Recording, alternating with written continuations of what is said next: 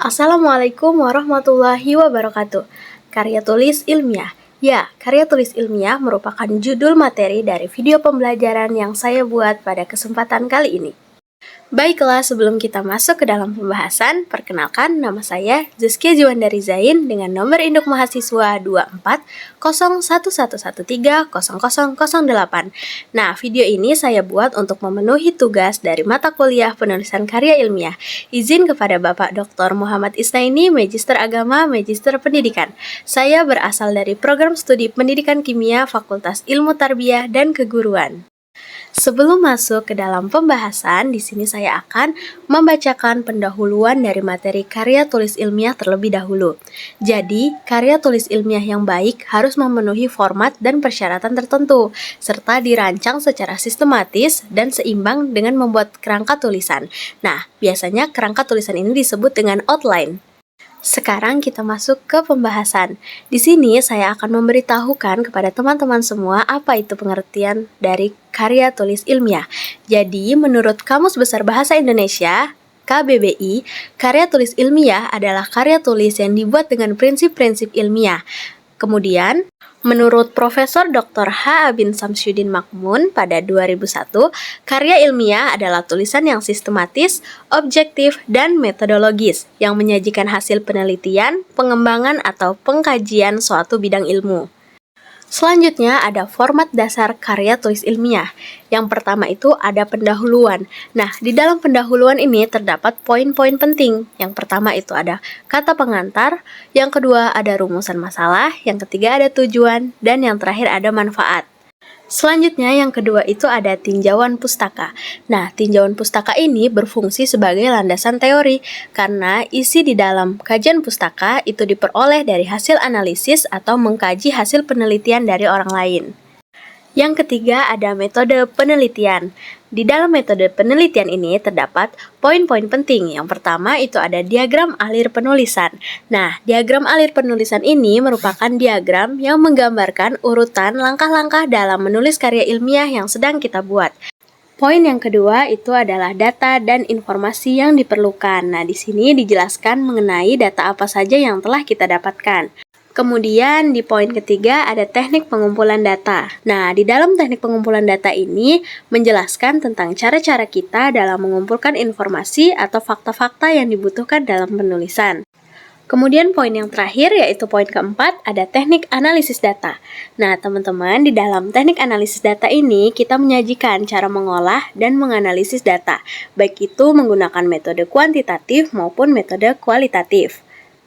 Format dasar karya tulis ilmiah yang keempat itu ada analisis dan sintesis. Di dalam analisis dan sintesis ini terdapat data yang sudah dipecah sehingga mudah dipahami oleh para pembaca karena informasi yang disajikan sudah terangkum dari berbagai sumber rujukan. Yang kelima ada simpulan dan saran. Di dalam kesimpulan berisi ringkasan dari isi karya tulis ilmiah yang sedang kita buat. Kemudian di bagian saran itu berisi rekomendasi untuk penelitian selanjutnya. Yang keenam ada daftar pustaka. Nah, di dalam daftar pustaka ini kita menuliskan informasi mengenai sumber-sumber rujukan yang digunakan dalam penulisan sebuah karya tulis ilmiah.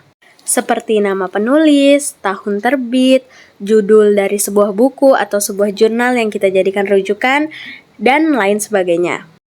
Yang selanjutnya, yang ketujuh ada lampiran. Di dalam lampiran ini, kita biasanya memasukkan info pendukung seperti gambar, grafik, kemudian daftar dari kuesioner.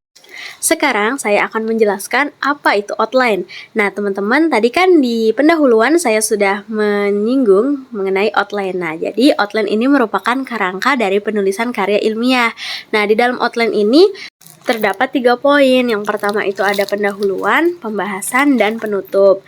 Di dalam pendahuluan itu ada yang namanya latar belakang. Nah, latar belakang ini terdiri dari desain dan desolen, di mana desain itu artinya keadaan yang sebenarnya, sementara desolen itu keadaan yang diharapkan atau keadaan yang seharusnya terjadi. Nah, dengan adanya kedua hal itu, pasti akan timbul sebuah problem atau masalah. Nah, kemudian kita identifikasi masalah tersebut sehingga menjadi pokok masalah. Nah, pokok masalah inilah yang biasa disebut dengan rumusan masalah. Selanjutnya, di dalam pendahuluan itu ada yang namanya tujuan. Tujuan ini menjelaskan maksud yang ingin kita capai dari penulisan karya tulis ilmiah. Yang terakhir itu ada manfaat. Nah, di dalam manfaat ini berisi uraian untuk menunjukkan suatu masalah yang kita angkat ini layak untuk diteliti. Kerangka penulisan karya ilmiah yang kedua yaitu pembahasan. Nah, di dalam pembahasan ini terdapat uraian dan penjelasan yang menjadi pokok dalam karya tulis ilmiah yang sedang kita buat, karena di dalamnya berisi jawaban dari permasalahan yang disertai data dan argumen yang valid. Kerangka penulisan karya tulis ilmiah yang terakhir yaitu ada penutup yang di dalamnya berisi kesimpulan dan saran. Penjelasannya sama seperti di format dasar penulisan karya tulis ilmiah, di mana kesimpulan itu membahas tentang ringkasan dari isi karya tulis ilmiah yang kita buat, sedangkan saran itu berisi rekomendasi untuk penelitian selanjutnya. Pembahasan yang terakhir yaitu tentang pemilihan judul. Pemilihan judul ini tidak kalah penting teman-teman dari pembahasan sebelumnya karena judul sangat mempengaruhi para pembaca. Jika kita membuat judul yang tidak menarik atau tidak tepat, hal itu akan mengurungkan niat para pembaca untuk melanjutkan membaca karya tulis ilmiah yang telah kita buat. Saya akan berbagi tips kepada teman-teman semua bagaimana cara memilih judul yang tepat dan menarik. Nah, ini berdasarkan dari referensi yang telah saya baca sebelumnya. Nah, judul yang baik itu dibatasi tidak lebih dari 12 kata selain kata sambung. Teman-teman pasti udah tahu kan apa saja kata sambung itu? Ya, kata sambung itu seperti dan, atau, sebab, karena, dan masih banyak lagi. Kemudian, judul yang baik itu memiliki 5 karakteristik. Yang pertama itu ada dinyatakan dalam proporsi. Yang kedua, ringkas, tepat, dan jelas. Yang ketiga, menarik pembaca seperti yang sudah saya jelaskan di awal. Yang keempat, mudah diingat. Dan yang kelima, tidak mengandung singkatan atau rumus sehingga para pembaca itu tidak bingung apa maksud dari judul yang kita buat.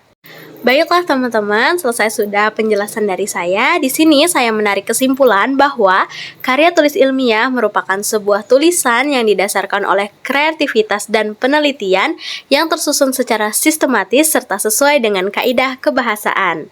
Jika masih ada yang bingung ataupun kurang paham, silahkan tulis pertanyaan kalian di kolom komentar ya. Saya ucapkan terima kasih kepada teman-teman semua yang sudah meluangkan waktunya untuk menonton video ini. Semoga apa yang saya jelaskan bisa berguna bagi teman-teman sekalian.